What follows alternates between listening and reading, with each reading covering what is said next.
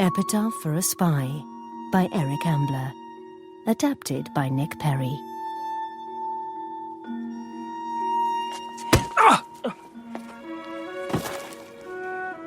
I was out only for a few seconds, and as I came round, I realized that I was lying face down on the ground, and someone was pinning my shoulders down, and I could hear the sound of their breathing and feel their hands fumbling in my pockets.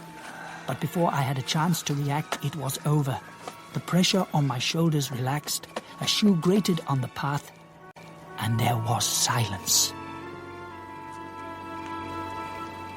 After a few minutes, it may have been longer, I noticed my wallet was lying on the ground in front of me, open.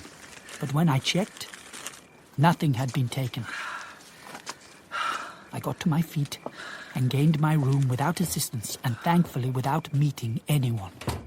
Once I closed the door, I sank onto the bed. I must have fallen asleep because the next thing I knew it was morning, and I had a lump the size of a duck egg on the back of my head. Bonjour, Monsieur Vadassy. You look a bit worse for wear this morning. You all right? Yes, fine. Thank you, Rumpano. Just a bit of a hangover. A hangover, eh? Drowning your troubles, were you? Vadassy, what do you have to report? Well, I don't suppose you'll think it important, but last night I was knocked down by someone on the hotel terrace. What? I was knocked... I heard what you said. Why didn't you tell me earlier? Who was it? Did you see? No. I was struck from behind. I think by a man. He knelt on my back and searched my pockets. Did he take anything? Nothing. What about your wallet? He left it. However... Yes? My room was broken into and 2 rolls of film were taken from my valise. When did this happen? As I said, yesterday. At what time? Late in the evening. Around midnight, I think. My head is still very sore. What was on the film? More lizards? No. Various pictures of Nice, as a matter of fact. I was rather looking forward to seeing them. That was all he took? Yes. What about the camera? Of course, what I should have said was, no, monsieur, he didn't take the camera, because he'd already taken the camera the day before when my ingenious plan to trap him had backfired. But I didn't, because it would have led to my immediate deportation. And so I said, the camera is in the hotel safe. Have you told anyone else about this? No. Good. All right. Listen carefully, Vadassy. You are to go straight back to the hotel and speak to Frau Kirker. Tell her that your suitcase has been forced open and several items have been stolen. But it hasn't been forced open. Then force it yourself. Make it look convincing. I see. But what items should I say have been stolen? Oh, for goodness sake, man, use your imagination. All right. Silver cigarette case, a diamond pin, a gold watch chain, and finally the 2 rolls of film. Have you got that? I think so. And make a fuss. Tell the other guests, complain. I want everyone at the hotel to know about it, but whatever you do, don't ask for the police. But how... Don't argue. Do exactly as I've told you, and understand this. You are to bring up the question of the films only as an afterthought. You are concerned principally about the valuables. Is that clear? Yes. But I have no cigarette case or diamond pin or gold watch chain. Of course you haven't. They've been stolen. You know, I'm really not sure if this is such a good idea. Just get on with it, Vadassy. And what if I refuse? You cannot force me to...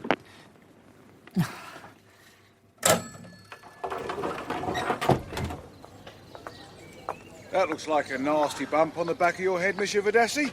You know, you really shouldn't drink so much if that's what it does to you. Thanks, Rumpano. I'll bear that in mind.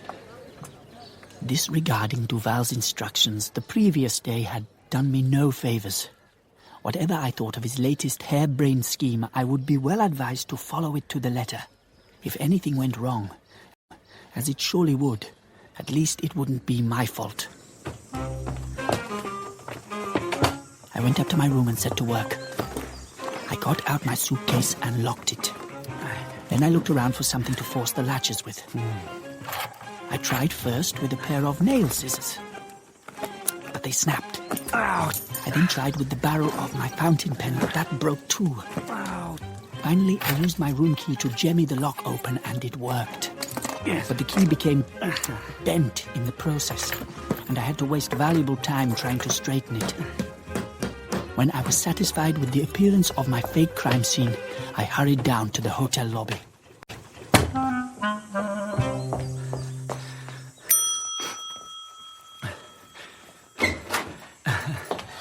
Yes. Frau Kircher, may I have a word? It's rather urgent. Whatever is the matter, Monsieur Vadassy? I was in the village just now.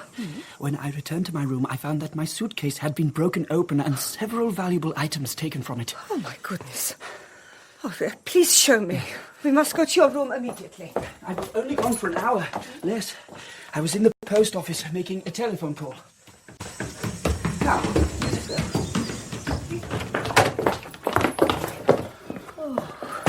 I see. Oh, dear. What a mess. What's missing? A silver cigarette case, a diamond pin, and a gold watch chain.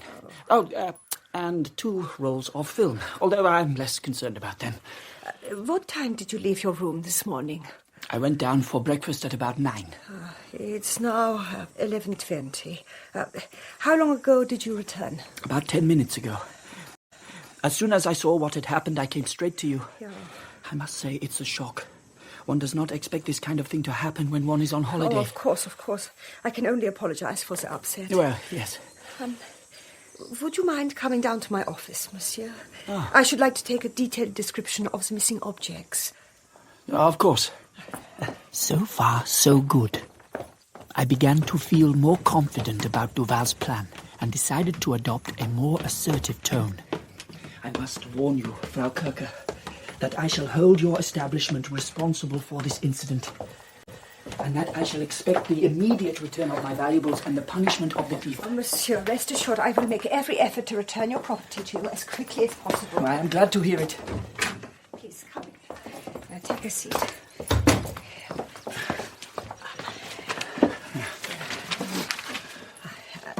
Now, monsieur, the cigarette case first, if you please. It is, I think you said, a gold one? At that moment, I froze. Her pen was poised to write. Had I said gold?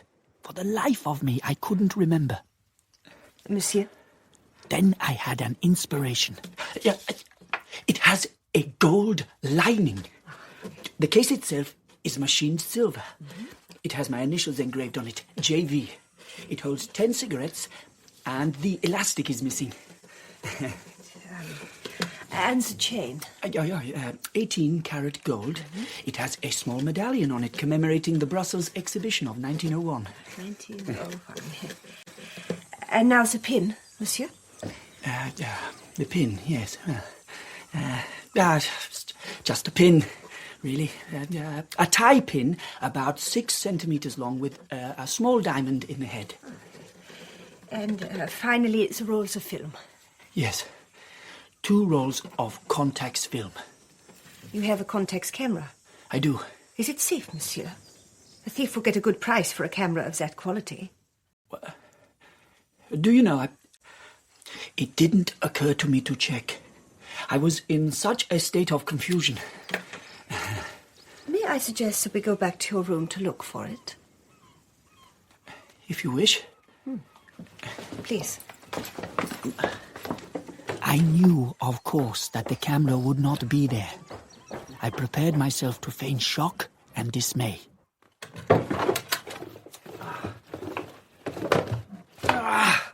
It's gone. I left it in this drawer. It's as you feared, Frau Kircher.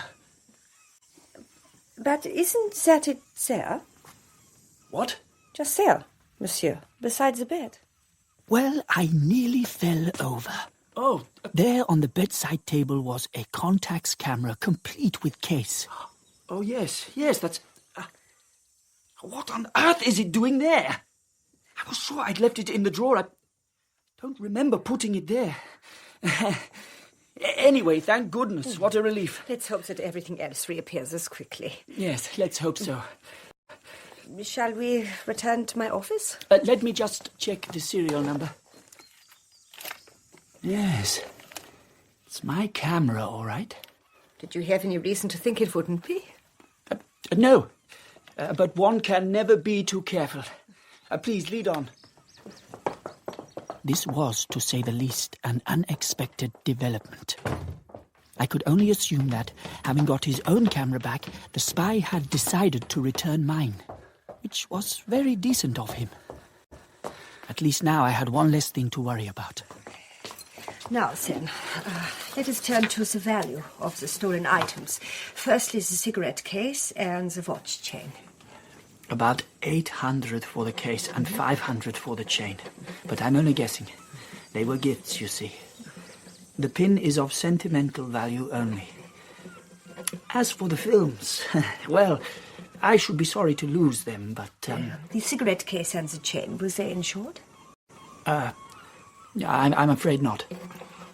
You will appreciate, monsieur, that in the first instance, suspicion is bound to fall on the servants. Yes, it's unfortunate. I shall question them immediately.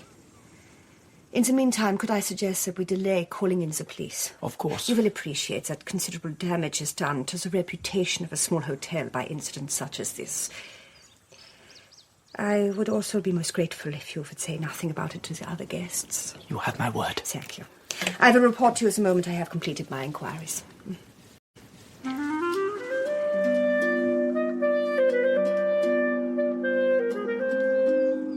And now it was time to put into action the second part of Duval's instructions. Make a fuss, complain, tell the other guests. I wandered down to the terrace. Oh, good morning, Mr. Vadassy. Good morning. Do you mind if I join you? Of course, please do. How are you this morning? Well, to be perfectly honest, I am in something of a quandary. You see, may I depend upon your absolute discretion? Yes, of course. Yes. My room has been broken into and several items of value have been stolen. No, how awful. Terrible. Have you called the police? Therein lies my dilemma. Frau Kirke is going to investigate, but she has requested that I refrain from involving the police at this stage. Well, theft is without doubt a matter for the police. You should call them immediately. Out of respect for Frau Kirke, I feel that I should at least give her the chance to resolve the matter herself. But, When did this happen? this morning, when I was at the post office, I came back and found that my valise had been forced open. And what was taken? A cigarette case, a tie pin, and a gold chain. To what value? Oh, several thousand francs. Oh, It'll be one of the chambermaids. It always is. Why do you say that? It could be anyone. It'll be the maids. Maybe Frau Kirke doesn't pay them too well. I must say this is a most unsatisfactory situation. A thief is operating in this hotel and the police are not being informed. I must warn the other guests. Duval would be happy when I told him. I had complained. I had made a fuss. I had put the cat among the pigeons. To what end? I had no idea. I noticed Schimmler, alias Heinberger, listening to what Vogel was saying to the other guests, then quietly slipping away. I decided to see where he was going. I followed him into the hotel lobby and saw him enter Frau Kirke's office. After a few minutes, he came out. I stood at the end of the corridor and pretended to read the fire regulations. Out of the corner of my eye, I saw him entering a room on the ground floor. I walked past it. Room 14. At least now I knew his room number. After lunch, I was summoned to see Frau Kirke. Come in. Ah, yes, Monsieur Vadassy. Please take a seat. I hope, meine Dame, that you have some good news for me. I am very much afraid, monsieur, that my inquiries have yielded no result whatsoever. Oh. You see, I have examined every member of my staff, including the waiters and the gardener. They have all been with me for many years, and frankly, monsieur, I believe them when they say that they have no knowledge of this theft whatsoever. You mean that it must have been one of the guests? No, monsieur, I do not mean that. Then someone from outside? Nor anyone from outside. To be honest, I have lost interest. I think you should call the police. The police? But surely that's the last thing you want me to do. Didn't you say so yourself? Think of the damage to your reputation. Unfortunately, the damage is already done. I gather that my guests are fully apprised of the affair. Well, sorry to hear that. Are you? But, monsieur, it was you who told them. Me? Yes, you. Who else? After I'd asked you to exercise discretion. Indeed, after you'd agreed to do so. You went and openly discussed the affair with your fellow guests. I would hardly say openly. I may have spoken in confidence to one or two, but I distinctly remember asking them not to say anything to anyone else. You gave me your word. And they gave me theirs. It's no matter. Here is the telephone. You will no doubt wish to call the police yourself. You seem in no hurry to pick it up. For my part, I see no need to call them. I had a feeling that you wouldn't. I'm not sure that I understand you. I've been in the hotel profession for a number of years, monsieur. You will not, I hope, think it impolite of me to say that I've encountered gentlemen of your persuasion before. What on earth do you mean? Allow me to explain. When you reported this alleged theft, you told me that you had lost a cigarette case. A little later, when I suggested to you that you had described it as a gold case, you hesitated. Then got out of your difficulties by saying that it was both gold and silver. A little too ingenious, monsieur. And something else. When we were in your room, I noticed the blade of a pair of scissors lying on the floor beside the suitcase. The other blade was on the bed. You looked at them twice, but said nothing. Why not? They might have been used to force the case, but you ignored them. You ignored them because you already knew how the case had been forced. You had done it yourself. But that's ridiculous. Why would I do a thing like that? For money, I would imagine. Money? But that's an outrageous suggestion. Your method is somewhat unorthodox, I must admit. Usually the injured party threatens to call the police unless compensation is paid. But you've gone about it back to front. Perhaps you're new at this game, or completely incompetent. Well, if you're going to stoop to insults... Oh, trust me, I haven't started. I had my suspicions about you from the moment the police took you in for questioning.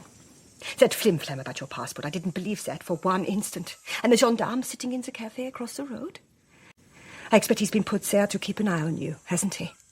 My barman mentioned you'd taken an unusual interest in another guest's room number, making up some cock-and-bull story about wanting to lend him a book. I did no such thing. My stuff, don't lie. You're not the first man to try and take advantage of a widow, but really, you should be ashamed of yourself, monsieur. I should, of course, hand you straight over to the police, or at least tell you to clear out within the hour. However, both of these actions would arouse further comment among the guests, so you will leave this hotel first thing tomorrow morning. Do you understand? Perfectly. I had, in any case, no intention of remaining here after your fantastic accusations. Good. Here's your bill. You'd like me to settle it now, I suppose? Yes, in cash. Let me examine it. You will find everything in order. Yeah. I would like a receipt, if you would be so kind. As soon as you've paid me. There. Thank you. And there's your receipt. Thank you. I regret that I cannot say I hope to see you here again in the future. So I will just say goodbye. Goodbye. By the time I got up to my room, I was shaking from head to foot. What confronted me when I opened the door only added insult to injury. Good God. The towels, the fruit bowl, and every other portable object in the room, including the bedclothes, had been removed. This humiliation was all the fault of that idiot Duval. And to what purpose? We were no closer to finding the spy than we had been 2 days ago. There was nothing for it but to throw caution to the winds and attempt to search the other guests' rooms. I would start with my prime suspect, Herr Schimmler, alias Heinberger. At least I now had his room number. But I would have to be careful.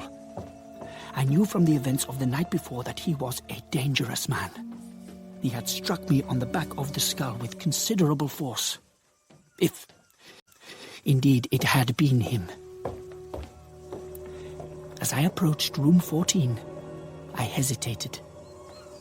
It is easy to contemplate searching someone else's room, but when it comes to it, opening the door and intruding upon another person's private life seems as inexcusable as spying on a pair of lovers. There was only one way to do this. I would barge into the room, and if anyone was inside, or if anyone saw me, I would say that I'd made a mistake and that it was the wrong room. I'm so sorry.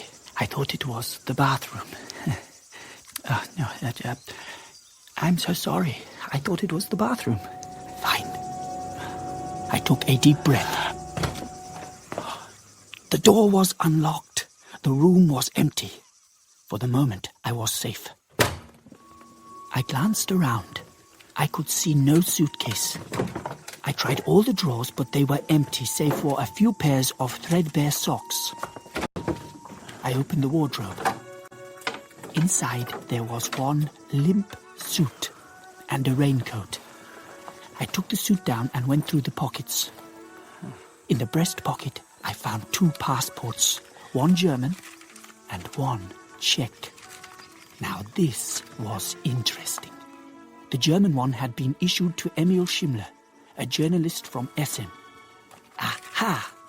It contained a number of visas for France, for Switzerland, for the Soviet Union.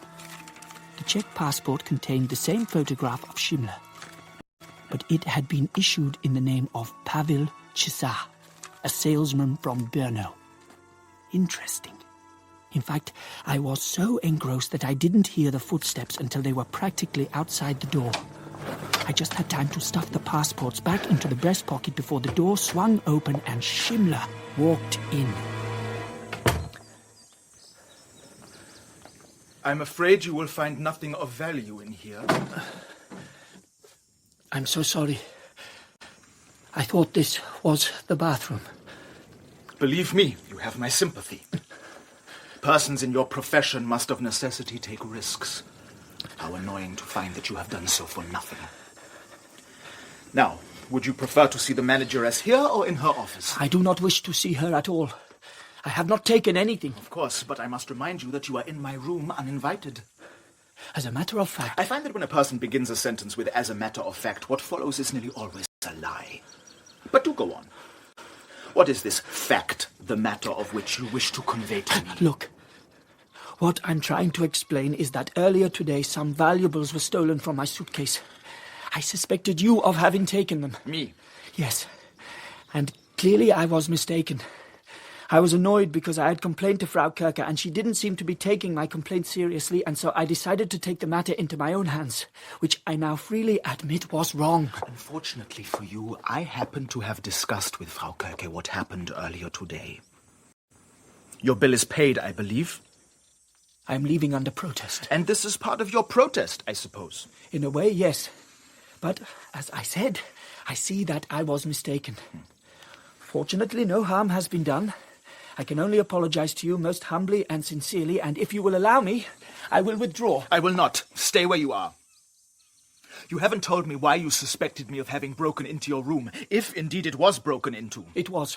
Very well, but why me? No particular reason, just a general suspicion. Oh, absolute nonsense. You were looking at my passports when I came in just now, weren't you? Well, I might have... Who are you? What's your name? Who sent you? I'm sorry. Stop lying! Who the hell are you? You know who I am. I'm Josef Vadassy. I'm sorry, but this is my only suit, and you're going to tear the lining. Please, at least loosen your grip.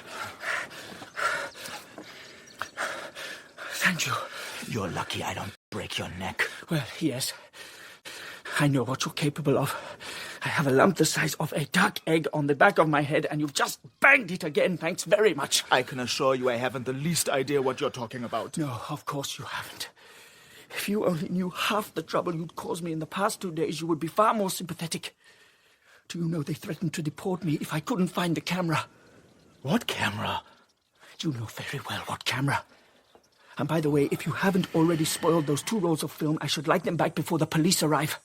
Film for the contacts is not cheap, as you well know. Precisely how would I know? Oh, this is tiresome and frankly childish. Look, if this is meant to be some sort of trap, then you're going to have to make it much simpler to understand. Who are you working for? All right. You will no doubt be familiar with the name Duval. No. Then you soon will be. He is an officer of the Sûreté Générale attached to the Naval Intelligence Department at Toulon. Now do you understand? I am beginning to entertain a suspicion, Vadassy, that you and I are talking at cross purposes. No, I don't think so. Just tell me what you've done with the undeveloped films, and then perhaps we can come to some mutually beneficial agreement. Vadassy, what undeveloped films? Very well. Have it your way. You leave me no choice but to call the police. Or perhaps you should. Perhaps I will. What are you waiting for? I, too, am beginning to think I may have made a mistake. Tell me, who do you think I am? A spy. A German spy. Bizarre. No more bizarre, surely, than pretending to be Swiss, using an alias and carrying false passports. Oh, my reasons for doing those things have nothing to do with spying, I can assure you. Well, it's hardly normal behavior, is it? You can't blame me for being suspicious. All right, look. Perhaps if I explain. I wish you would. My real name is Schimler. Emil Schimler. I'm a journalist. 6 years ago, in 1933, I was the editor of a Social Democrat newspaper in Berlin. The Telegrafblatt. I see. As ridiculous as it sounds, at the time the Social Democrats thought that you could meet brute force with goodwill and reason. As if the way to handle a rabid dog was to put out your hand and stroke it. After Hitler became Chancellor, the brown shirts wrecked our print room with hand grenades. Yeah. I was arrested and sent to a concentration camp near Hanover. I was there for 2 years, and then one day I was told that if I renounced my German citizenship, I would be set free. Of course, I signed the papers straight away. Before I left, another prisoner gave me an address in Prague. It turned out to be the headquarters of the German communist underground. I began working for them, principally on getting news into Germany, real news. We produced a newspaper printed on very thin India paper, which could be folded and carried in the palm of your hand. Huh. Eventually, our network was compromised, and I fled to Switzerland. I then got a letter from Prague warning me that the Gestapo had found out that my real name was Schimler, and I've been on the run ever since. I came here because Frau Köke is sympathetic to the cause. Her husband was killed while working for the underground. I don't understand. You were already living in Switzerland. Why is it so bad if the Gestapo knew that your name was Schimler? My wife and child are still in Germany. I've heard nothing from them for over 4 months. I don't know if their letters are being intercepted, or if mine are, or if they've been sent to a camp, or worse. Frau Köche goes into Nice once a week to see if there are any messages for me. I can do nothing but wait. Oh, but the waiting is killing me. It's getting to the point where I will have no choice but to go back to Germany, even though I know that's exactly what the Gestapo want me to do. I would be walking to my death. And what choice do I have? Now, do you understand, Vadassy? Yes. Can I trust you? Of course. What about this spy of yours? I shall look for him elsewhere, Herr Heinberger. We stood for a moment, and then I left. As I pulled the door closed behind me, I saw him slowly raise his hands to his face. I went quickly. Back in my own room, I took out Duval's list of hotel guests and crossed out 2 names, Frau Köke and Emil Schimler. It was 5 o'clock. They were the first 2 names I had crossed off the list, and now I had just 8 hours to investigate the others. The Vogels, Monsieur Roux and Mademoiselle Martin, the Clandon Hartleys, Duclos, the Skeltons. The Skeltons. Mary and Warren. What did I really know about them? Only what they had told me, which of course meant they could be lying. I remembered the scene on the beach, the fond caresses. Would a brother and sister really behave like that? Well, I wouldn't find out by staying in my room and dreaming. I wandered down to the hotel terrace. Mr. Vadassy! Have the police been called? The police? No. Fortunately, they were not needed after all. Your valuables have been found? Well, yes. I'm pleased to say they have. And was it one of the servants? No, it was not. As a matter of fact, it turned out that my valuables hadn't been stolen in the first place. It's all been a rather stupid mistake on my part, I'm sorry to say. A mistake? Yes, you see, the chambermaid moved the small box containing the valuables while she was cleaning the room. And when I didn't find it where I expected to find it, I'm afraid I rather foolishly jumped to the wrong conclusion. I see. Yes. So, there we have it. Much ado about nothing. But couldn't the chambermaid have stolen the valuables and then panicked and put them back where she'd found them? Well, yes.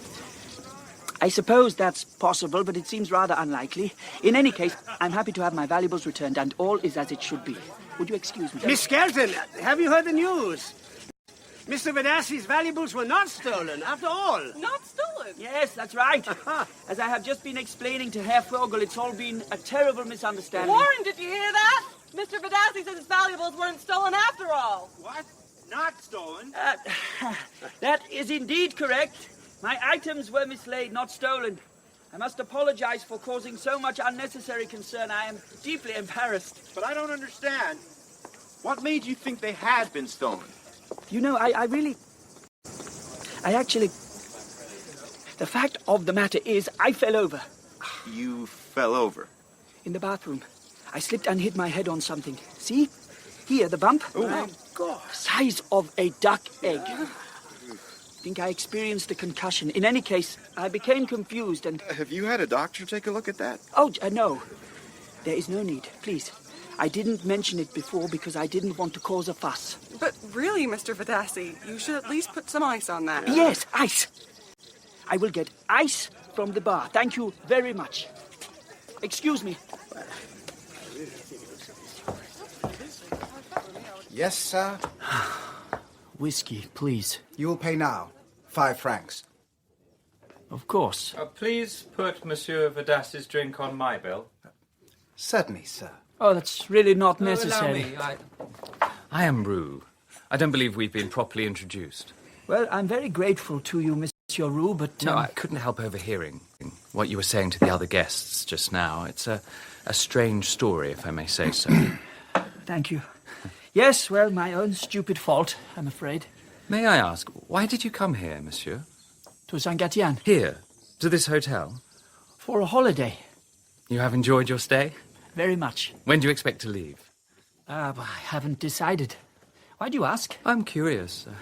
It's my vice to be curious. I'm also curious about this Heinberger. Heinberger? Yes. Why does he always sit by himself? Why does he never swim? What do you think? I really have no idea. I saw you talking to him yesterday in the billiard room. Briefly, yes. I think he's Swiss, but I'm not sure.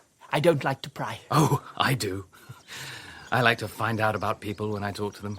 I like to discover the difference between what people say and what they think. And is there always a difference? Of course. All men lie. They cannot bear facts, especially facts about themselves. They exist in a fog of untruth and self-deception. What a terribly fatiguing point of view. To me, it's entertaining. People fascinate me. You, for instance, a Hungarian with a Yugoslav passport. How do you know that? Frau Kircher told Herr Vogel. Vogel told me. Now, why, I ask, does a Hungarian with a Yugoslav passport live in France? And what is this mysterious little trip he makes every morning to the post office? You're very observant. I go to the post office to telephone my fiancée. You didn't bring her with you? Obviously not. What is her name? Ermintrude. Delightful. Well, I expect you're glad you didn't bring Mademoiselle Ermintrude with you after your encounter with the police. Everyone seems to have heard about that. Frau Kircher again, I imagine. What was the nature of their interest in you? They didn't seem to like my passport. Your Yugoslav passport? Yes. I forgot to renew it. Then how did you get into the country? I was already here when it expired. You have more questions than the police themselves, monsieur. I told you, my curiosity is boundless. It has taught me that as well as a propensity to lie, men share one other universal characteristic. Can you guess what it is? No. A love of money. Do you agree? Up to a point. Men rarely refuse an opportunity of acquiring it. For example, I could ask you what day it is today, and you would answer... Today? It's Saturday. Ah, but it isn't. It's Friday. Yeah, I only wish it was, Monsieur Roux, but it's not. It's Saturday. I should be prepared to bet you 5,000 francs that today is Friday. 5,000 francs, monsieur. Then you would lose. And you would be 5,000 francs to the good. However, I have one condition for placing such a bet. I believe you possess a certain piece of information that would be of great value to me. I can't think what information I could give you, monsieur, that would compensate you for the loss of 5,000 francs. You're quite sure? Yes. In any case, I never bet on certainties. It doesn't seem quite the thing. Barman? Yes? I will pay for my own drink. 10 francs. Keep the change. Now, if you will excuse me. I had to find Schimmler right away. I had to warn him about Roux. His interest in my new friend was most disturbing. He had seen me talking to Schimmler, he said. He obviously thought I was in Schimmler's confidence and was prepared to buy evidence of Schimmler's real identity. Heimberger. What is it, Vadassy? I have just had the most peculiar conversation with Monsieur Roux. Apparently he saw us speaking together. He asked me a number of questions about you. Really? What sort of questions? Oh, innocent enough on the face of it. Why does he sit by himself? Why does he never swim in the sea? And did you answer? I hope I put him off the scent. But I wondered if you ought to be concerned. Thank you, Vadassy. Monsieur Vadassy, telephone call from Paris. From Paris? For me? Yes, it's in the lobby. Thank you. Excuse me.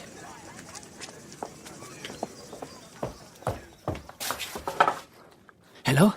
Vadassy, why haven't you called me? Oh, it's you. The waiter said it was a call from Paris. Yes, that's what I told him to say. Do you have any news? No, except that I am leaving the Hotel de la Réserve tomorrow morning. You most certainly are not. You will leave when I give you permission to leave. But I have been told to leave by Frau Kircher. What? Why? Because of your idiotic plan. I told you it wouldn't work. Thanks to you, I have been utterly humiliated. Messed it up, did you? I might have known. I didn't mess anything up. It was a stupid idea in the first place. Yes, well, you may be right about that, Vadassy. Anyway, that'll be all for now. But what do you want me to do? Stand by. You'll receive further instructions in due course. Goodbye.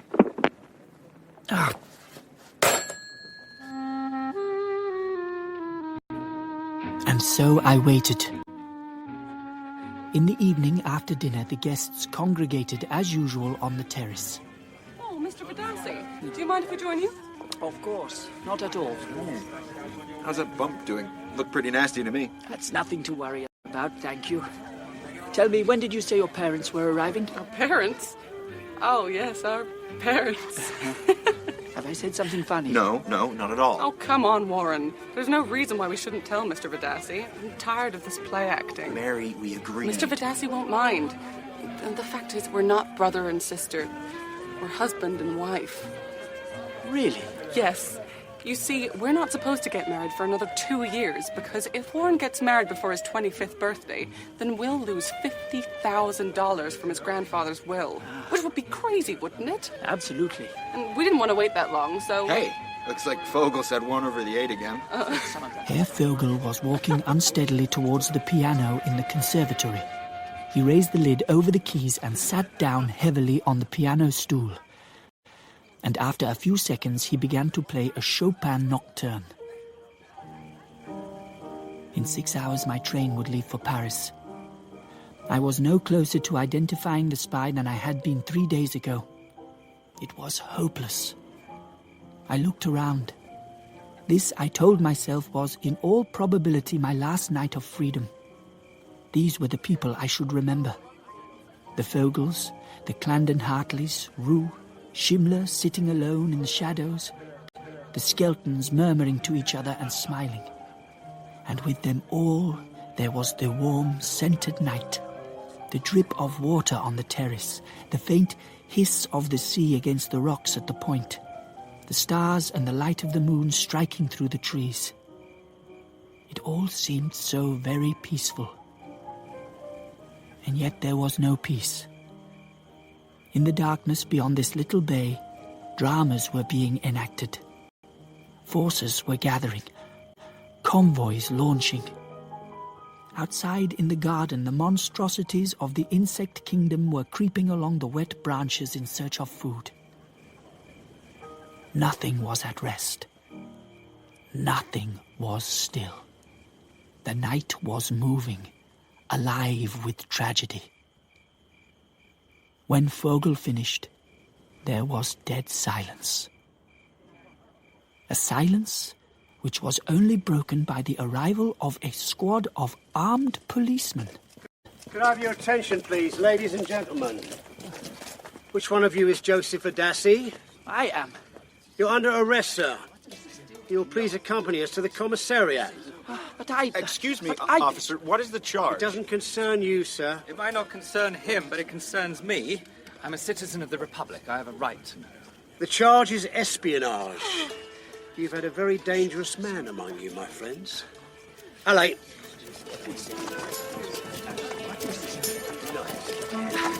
Excuse me. I spoke to Monsieur Duval earlier. Quiet. Look, I'd like to know what's going on. You'll find out soon enough. Who are you anyway? Just get in and shut up. Good evening, Vadassy. Duval. I do hope you've enjoyed your little holiday. You know Lieutenant Rampeneau, I believe. Hello, Monsieur Vadassy. I see. So that's it, is it? I don't know. What do you think it is? You're going to pin the blame on me after all. I might have known. Now look. I am looking. And I can see that arresting me makes life a great deal easier for you. And how do you come to that conclusion? Well, it was my camera, wasn't it? My roll of film in the pharmacy. There's your evidence. What chance would I have, a citizen of nowhere without... what was it? Without passport, without national status? How long would it take a jury to convict such a shamelessly guilty person? No time at all. Take him down, next case, and you'll have what you wanted, a conviction at any cost. Monsieur Vadassy... I haven't finished! I've been wanting to say this for the past 2 days. To begin with, I thought you knew what you were doing, but it's become painfully clear to me that you haven't got the first glimmer of an idea. If I hadn't used some common sense and simply ignored your instructions, the actual spy would have been back in Berlin by now. You did what? That's right! Turned a deaf ear to your blundering scheme. Should have done the same with your idiotic fake robbery idea, which wouldn't have fooled a 10-year-old child. Well, not the way you did it. I challenge you to have done any better in the circumstances.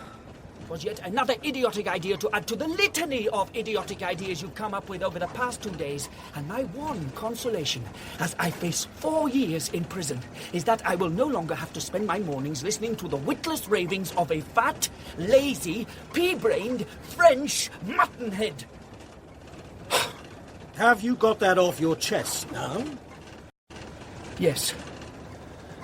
Now you may gloat to your heart's content. Firstly, I owe you an apology. What? I have had to lie to you, and lying, as we all know, is wrong in many circumstances. The first thing you should know is that every one of the instructions you have been given has had one object. That of making the spy leave the hotel. Leave? Yes, leave, the opposite of stay. But... I know, we misled you, but the question about people's cameras, the faked robbery, those are all things intended to alarm him. We wanted to smoke him out, do you understand? I hardly know where to start. Was your plan then to arrest the first person to leave the hotel? It could have been anyone. Ah, yes, but we already know who he is. You already know? Yes. I'm at a loss. We felt that it was in the best interests of our operation to keep you in ignorance of certain details. We couldn't be sure that you wouldn't inadvertently give something away. So who is it? Who is this spy that you've known about all along? I'm not at liberty to reveal that. Now look here, Duval. You'll find out who he is in due course. I can tell you this much. We had for some time been receiving reports from Germany that naval intelligence was flowing freely from the south of France to Berlin, and we were instructed to cut it off at source. Your clumsiness, carelessness, call it what you will, fecklessness, haplessness, anyway.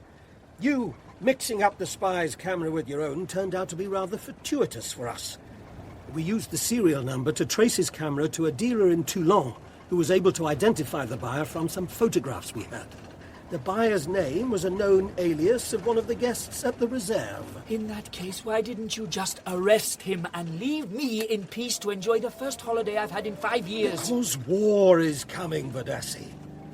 We saw an opportunity to dismantle his network. Not just one viper, but the whole nest. I see. We wanted to get him to leave the hotel without making him think that he was under suspicion. If he thought we were watching him, well, he'd lead us nowhere. As it is, with any luck, he'll lead us to his handler. Your very public arrest tonight on a charge of espionage was the final act of our little drama.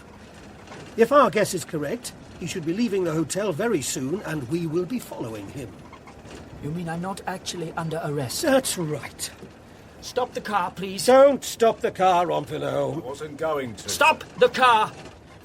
I'm not under arrest. I want to get out. I have a train to catch to Paris. You'll catch a train, Vadassy. We'll make sure of that. You've no call to worry. But I do worry, because my job, my residency, my liberty, and my life depend upon catching that train. Perhaps. No, not perhaps. With absolute certainty. I still need you to do me one more small favor. I don't care. I won't do it.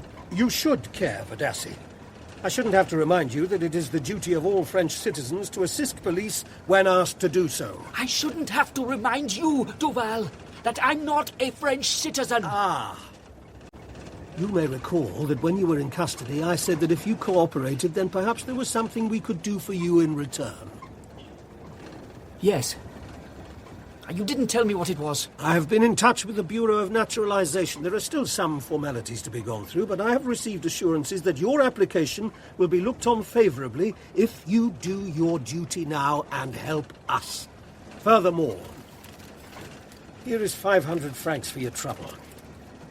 500 francs? Yes, please don't become emotional. We still have work to do, if, that is, you are agreeable. Yes. Well, yes. Yes, I am. Good. Now, listen. I intend to arrest our spy and anyone we find with him on a charge of theft. The theft of your Zeiss contacts. Once we have them in custody, other more serious charges will follow. We'll need you to identify the camera. Can you do that? Of course. Is it going to be dangerous? The suspect has left the hotel. He's heading for Toulon in a car he hired in Nice. Over. Received. All right. Let's wait for him in Sanary. We can fall in behind when he goes past. Well? Well, what? You didn't answer my question. Is it going to be dangerous? Danger is everywhere, Vadassy. Crossing the road, entering a pharmacy, sitting in this car. All of Europe is rushing towards war like a truck with no brakes. Yes, it's dangerous, but so what? I watched Duval fill the magazine of his pistol with bullets and snap the slide to load the first one into the chamber. I felt quite sick. He saw me watching and gave me a wink. In Sanary, we stopped in a side road and waited. After about half an hour, a red Peugeot sedan went past and we fell in behind it. Monsieur Duval, we're waiting for you at the junction with the road from Sublette. Over. Thank you, monsieur. That was Sergeant Fournier of the Harbour Police. We're entering his territory. It looks as though we're heading for the docks.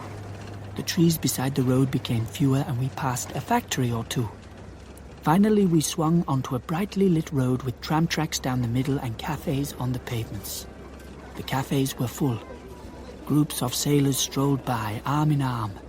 An old man sitting in the gutter was playing a mandolin. A girl was selling sweets from a tray. A naval patrol was trying to break up a fight.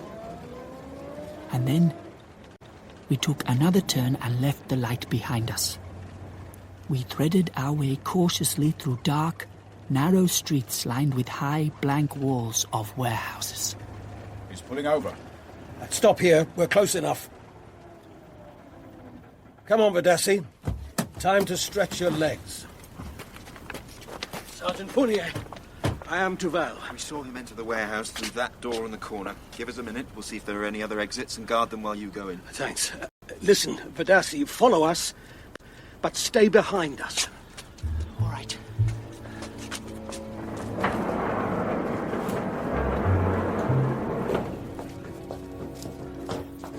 Shh! Keep it down.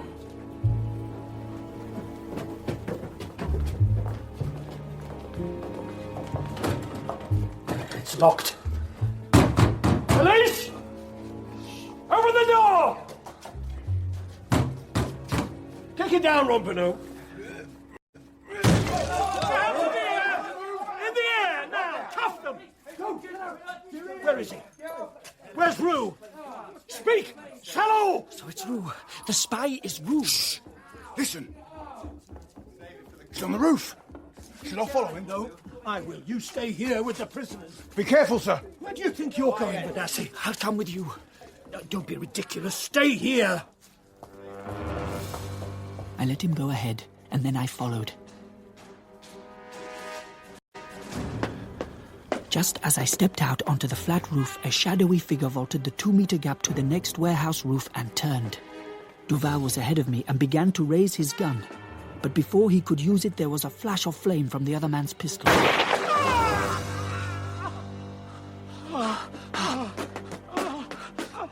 Duval, are you all right? No, I'm not. Where are you hurt? My knee! My knee! May I borrow your gun? Vadassy, don't be an idiot! I need a doctor! I could just about make him out. A smudgy shadow running across the next roof. Rue. Rue was the man who had locked me in the writing room, who had broken into my room and stolen 2 rolls of expensive film, who had hit me on the back of the head and knocked me out, who had ruined my holiday and quite possibly my life. There wasn't the slightest chance I was going to let him get away. 2 meters isn't far to jump on the ground, I thought. So why should it be any further when it's 20 meters in the air? I leapt across the gap and fell to my knees on the other side just as the smudgy shadow was running towards the next gap. He turned and fired a shot at me.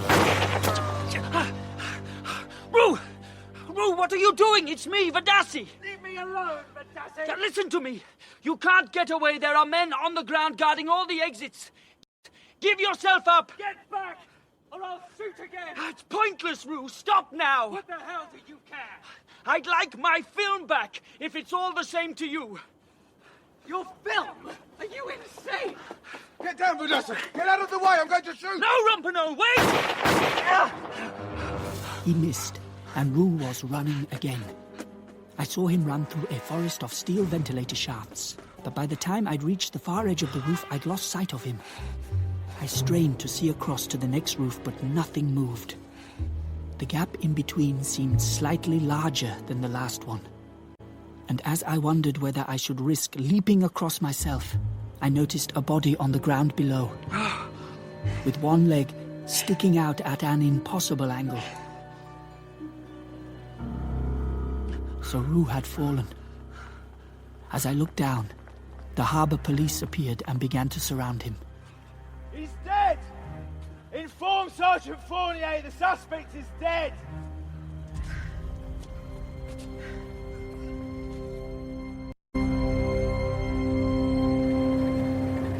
While Duval was being taken to hospital, Rompano drove me back to Saint-Gatien. We sat in silence for most of the way. I don't understand. Why did he do it? Why did he do what? Why did he stay on at the hotel and try to get his photographs back? Doesn't make sense. Could have left at any time. He's probably paid on results. I expect he needed the money. He needed the money. It wasn't much of an epitaph, but it would have to do.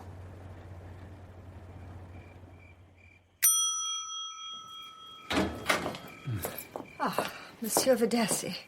I've been expecting you. Frau Kirke, I came to collect my valise. Yeah, it's here in the office. One moment.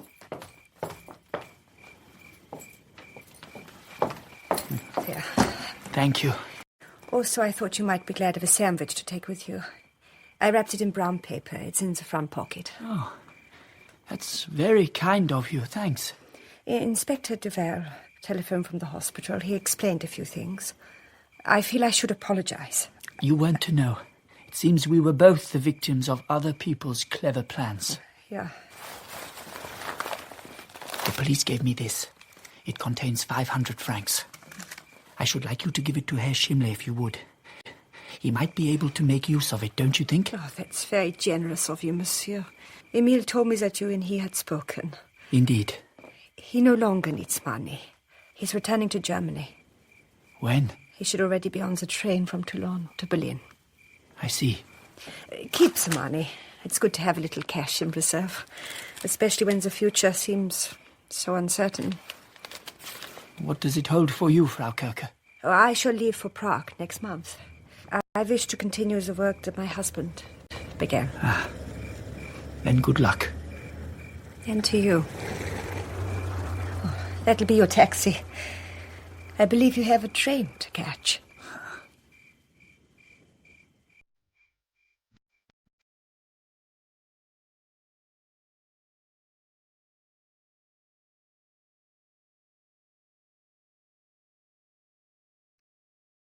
In Eric Ambler's Epitaph for a Spy, dramatised by Nick Perry, Josef Vadassy was played by Edward Hogg, Duval by Tony Turner, Emil Schimmler by Mark Edel Hunt, and Frau Kirke by Claire Corbett. Lieutenant Rompener was played by Don Gillet, Warren Skelton by Joseph Eyre, Mary Skelton, Francie Webb, Herr Vogel by Sam Dale, and Monsieur Rowe by Christopher Harper. The director